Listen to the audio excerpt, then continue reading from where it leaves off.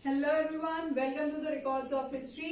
सो last class में हमने रीड्रॉल of boundaries के अंदर फैक्टर्स देखे थे, जिसमें हमने फर्स्ट फैक्टर देखा था, दैट इज इन्फ्लुएंशियल फैक्टर। ठीक है, अब आज की क्लास में हम पढ़ेंगे इसके बारे में कि रीड्रॉल ऑफ बाउंड्रीज के जो पॉलिटिकल फैक्टर्स थे वो क्या थे। ठीक है, सो फ्रेंच रेवोल्यूशन में आपको पहले ही पढ़ा चुकी हूँ। फ्रेंच रेवोल्यूशन के अंदर हमने जो एक मेजरली चीज देखी वो क्या देखी थी कि पॉपुलैरिटी ऑफ सोवरेनिटी। ठीक है, नेशनलिज्म, जो कि नेपोलियन ने ना चाहते हुए भी सब जगह क्या कर दिया था, यूरोप के अंदर स्प्रेड कर दिया था। ठीक है, तो उससे पहले भी एक रेवोल्यूशन देखने को मिलता है, वो था अमेरिकन रेवोल्यूशन, जो कि कब हुआ था 1776 के अंदर।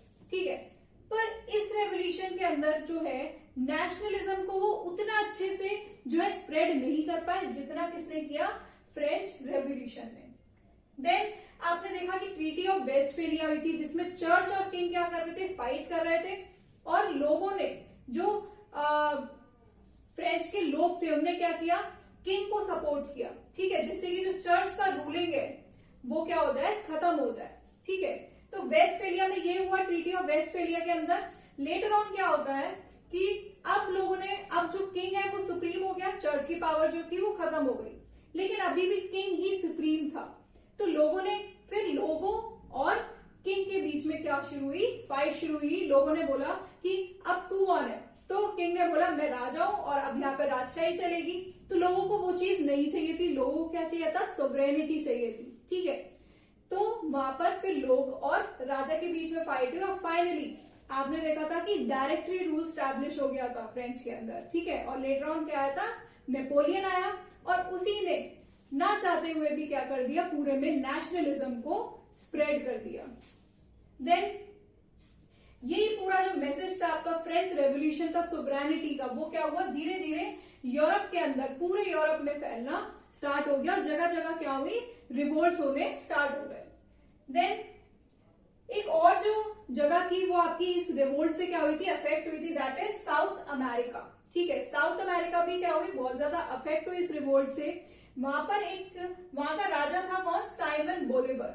ठीक है, अब साइमन बोलीवर जो था उसने देखा कि जो नेपोलियन है वो फ्रेंच में क्या कर रहा है, बहुत सारे काम कर रहा है। ठीक है, तो ऐसे ही वहीं से इंस्पायर होके साइमन बोलीवर ने भी क्या कर दी, साउथ अमेरिका के अंदर क्रांति छेड़ दी। और यहाँ पर क्रांति क्यों हुई, यहाँ पर जो स्पेन और पोर्चुगल के लोग थे उनने बहुत ज्यादा क्या कर रखा था, हल्ला मचा रखा था। उन्हीं की वजह से जो है यहाँ पर ये क्रांति शुरू हुई और पूरे लैटिन अमेरिका में सब जगह क्या हो गया, ये रिवोल्ट स्प्रेड होता गया और यहाँ पर भी लोगों क्या हो गए, लोग सोवरेन हो गए। और साइमन बोलीवर जो था वो इतना अच्छा जो है वहां का राजा घोषित हुआ कि साइमन बोलीवर ने बहुत सारे चेंजेस लेके आए जो कि लोगों के क्या थे, फेवर में थे।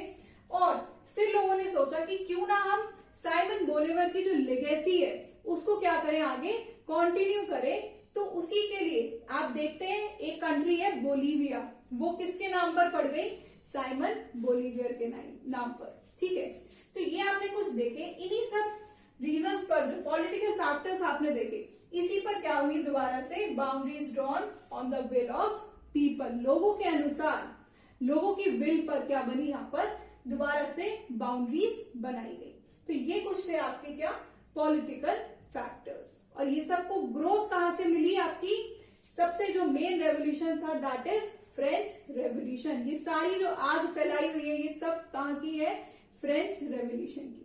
Okay, so now next is and the last is economic factors. ये जो है ये आपके कुछ फंडामेंटल फैक्टर्स हैं, किसके, रीड्रॉल ऑफ बाउंड्रीज के।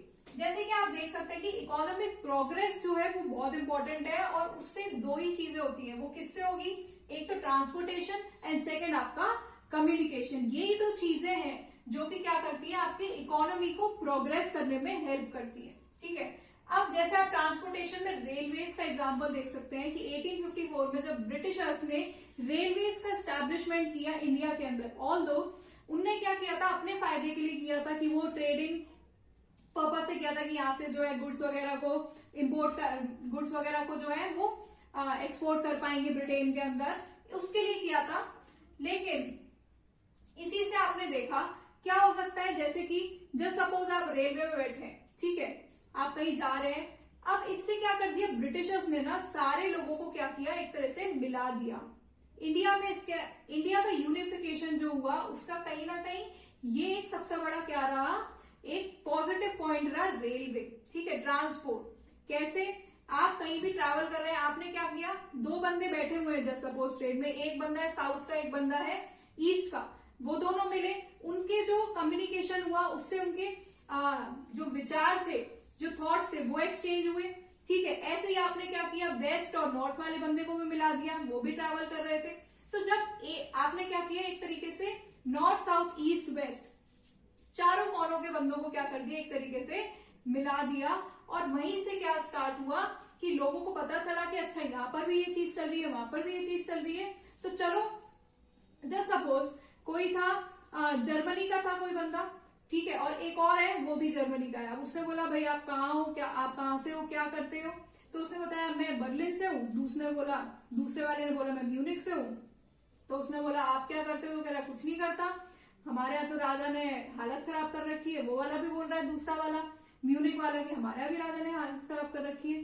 तो उसने बोला चलो मिलके क्या करते हैं, क्रांति कर देते हैं। ऐसे ही करके क्या हो गई, ये सब चीजों को मिलाकर ही ट्रांसपोर्टेशन के थ्रू रेलवे ने क्या करवाई, एक तरीके से जो है पॉजिटिव पॉइंट रहा कि लोगों के जो कम्युनिकेशन थी, लोगों के जो विचार थे, वो क्या हो पाए, ज्यादा से ज्यादा एक्सचेंज हो pi by the way of transport, ठीक है। तो ऐसे ही करके लोगों के विचार जो है एक्सचेंज हुए। तो यहीं से आपको एक चीज जो पता चलती है, वो क्या पता चलती है कि जो इकोनॉमिक इंटीग्रेशन है लीड्स टू पॉलिटिकल इंटीग्रेशन। अगर आप इकोनॉमिकली इंटीग्रेट हो, इकोनॉमिकली आप स्ट्रांग हो, तो आप क्या कर पाओगे, पॉलिटिकली भी स्ट्रांग हो पाओगे, ठीक है। क्योंकि क्या है, ट्रांसपोर्टेशन के थ्रू ही जो सारी जगहें थी वो क्या होती जा रही थी, ट्रांसपोर्ट और कम्युनिकेशन के थ्रू इकोनॉमिकली इंटीग्रेट होती जा रही थी, और उसी से ही क्या हुआ, पॉलिटिकल इंटीग्रेशन हुआ, ठीक है। और ऐसे ही करके इसी की वजह से क्या होंगी, आपकी जो आपका इकोनॉमिक फैक्टर्स थे उनने भी एक बहुत बड़ा योगदान दिया इन रीड्रॉल ऑफ बाउंड्रीज, ठीक है। तो ये आपका था रीड्रॉल ऑफ बाउंड्रीज, और ये क्या है, ये प्रोसेस चलती रहेगी और चलती रहेगी, क्योंकि ये क्या है, डायनेमिक प्रोसेस है। Okay, thank you.